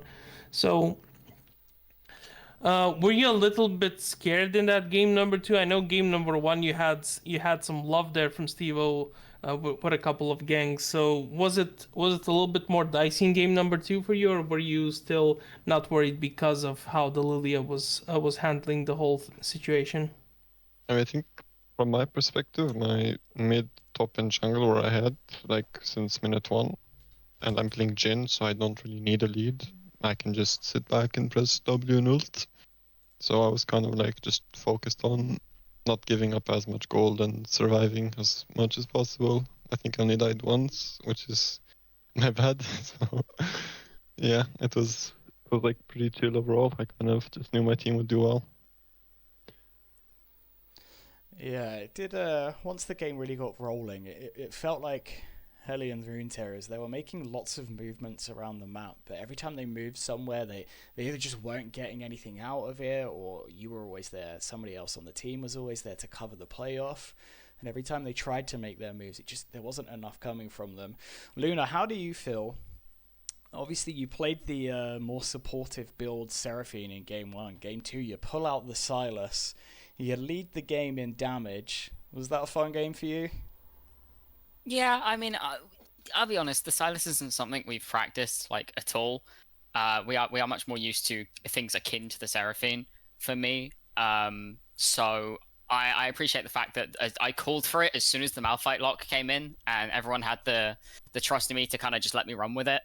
I think I did quite well. I'm quite happy with how the game went, even if there were moments where I was still making small avoidable mistakes, like the early death in lane. I think generally I showed that I can be more than just an alt bot sometimes. Yeah, it was Yeah. a little bit of overcommitment for that bot lane in mid tower. In fairness, I didn't know Malphite was coming back to me. I was aware that there was probably one other person resetting, but I heard there was 3 people top lane, so I was like, that's fine, I'll get the inhib tower and fight the volley bear. And then suddenly a Braum and a Malphite come running into your face, and you were like, no. And I was holding off when using the volley ult. Yeah, but I thought that maybe you were going to take the Karma and do basically the same build you did on the Seraphine, and sort of give over to Wizard. So were you guys thinking about that at any point in the draft, or were you like? It only crossed our minds once when we were talking about the flex. Generally, this Karma flex almost never comes to me, because it's one of Wizard's best champions, one of Craft's best champions. I take it if we need other things from them, but generally speaking, it very rarely comes to me out of these games. So I had no kind of worry. I don't mind playing it. It's I don't mind taking the more supportive role for the team. If it works, it works. And at the end of the day, the win is what matters the most. But no, I didn't think this game specifically I would end up with it unless we had dire need for CC elsewhere. And as soon as the Malphite lock came in, it was like, okay, well, I now have the room to do whatever. Yeah, that's quite understandable. Continuing the 60+ percentage win rate of Sylas against Malphite. Of course. We did it. We in loading screen. We considered this as well. Was there any thought about you and Wizard just swapping lanes, and Wizard playing mid, and you just playing top into the Malphite? No, it wasn't something we discussed. Mostly because I have played a lot of Sylas before. I mean, I think you know this, Cliff. When we were in Div 4, Sylas and Akali were the 2 mid laners I'd pull out if I had to fill in for Fletch. I know a lot of Sylas matchups quite well, and the Syndra one is, especially after her rework, really not as bad as everybody thinks, because she's much more akin to scaling. You kind of just get to, which I got to know a couple times in lane, is if she uses scatter rather sillily, you can just jump forwards and full combo her without any repercussion, because she's not going to do enough damage to stop you. Yeah, fair. Yeah, we did see a glimpse of that. Once you hit level 5, you had 3 points in Kingslayer, and all of the damage that was being done to you was basically nullified by that Kingslayer. So, I mean, congratulations on the 2-0 and again, and very well played lane. I do have to say, Syndra can bully the Sylas out, especially if she saves her Scatter the Weak there. But yeah, we did see some reckless uses of the Scatter the Weak. Let's go for that. But you guys are 1-0 up. Hellion Runeterra, I think they as the first matchup, were you guys at all afraid of, or maybe concerned about this matchup maybe going to 3 games, or were you like, this is a team that we basically have locked down, and how do you think you're basically rank up in the whole division? Do you want to take this one first, Ket, and then I'll tag on at the end? Sure. Honestly, I don't know anyone from HRT, but they seem like really nice. So I didn't really know how these games were gonna go, but I think we are the best team in the division. So obviously, I think we would win. Next week we have a way easier matchup, so I think we're gonna be fine overall. Yeah, So, yeah, I think no pressure. I haven't seen much of the Hellion Runeterra lads outside of a couple of odd scrims over the last few splits. They crop up a lot in for scrims, and I think they normally put up a good fight. Today was no different. They definitely held their own at points, but I think coming into this series, I didn't have any worries. It was kind of, there is every chance this goes to 3 games. They're untested, right? We don't know how good they are truly, but I think the expected result was for us to come out of this on top in one way or another. And I'm going to be honest, I think we have better macro play than most, if not all, of the other teams in our group, possibly even the division. So I'm not particularly worried about going forwards. If there's anything that could threaten us in that sense, I think we are. If anything, we're going to losing to ourselves than to another team. Okay, so before we end the stream here, just one more question for both of you. If you were to give an MVP for the series, who would you give it to? We'll go with you, Kat. Who are you going to give your MVP to? You can vote for yourself if you really want to, but that's a bit cringe. But like, even if I did, I don't think I deserved these 2 games, so I was kind of just AFK. I think either Luna or Kraft. I think they played well in both games. I think everyone played well in both games. I think Kraft kind of made a lot of plays around the map in early and mid game when we couldn't do anything but in both games. Had some really nice engages on both Nauka and Rel, so I would probably say Kraft and no bias. And Luna? I think I'll give it to Wizard. Man was on an island for both games and really held his own. Me and Steve tried to influence them in game 2. I mean, I went up there, stole Malphite ult. We got his ult and his flash, which just made Wizard's life 10 times easier. And in game 1, there was 3-4 solo kills onto the Jax. Like, I think Wizard really did a good job of making sure that he was a known factor in these games, which can be quite hard to do when you're islanded. So yeah, definitely the top lane goat. Yeah, fair. I mean, all around, good performances out of all 5 of you. So it's one of those ones where it's definitely difficult to determine who the best, most standout player was when all 5 of you have put on good performances in both games. But anyway, ladies and gentlemen, thank you for tuning in and watching us today. We're going to cut the stream here. Hopefully you can join us, I believe, on Monday, where I'm not sure what game we're doing. Luna, do you know what game's on stream on Monday? For us, it is... 1 second, I do know. It is... Celestial Light versus Gucci Highlanders. I almost did it. Celestial Light versus Gucci Highlanders.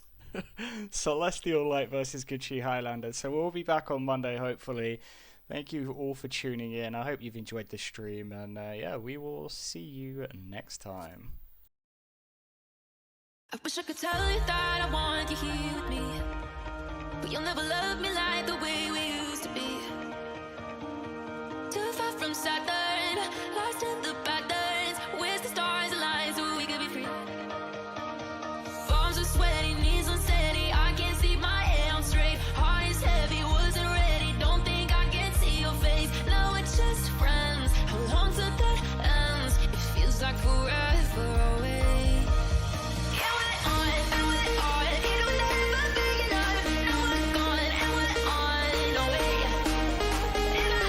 If I go, it won't change this.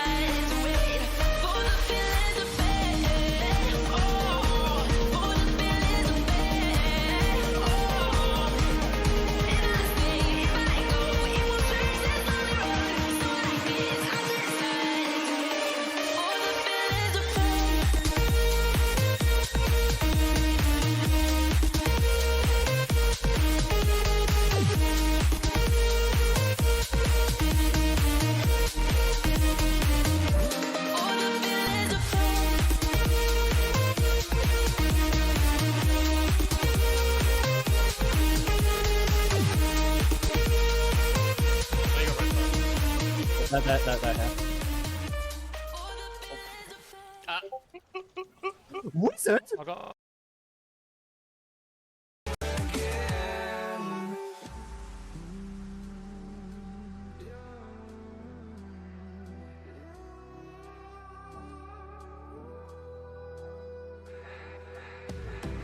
We got millions of reasons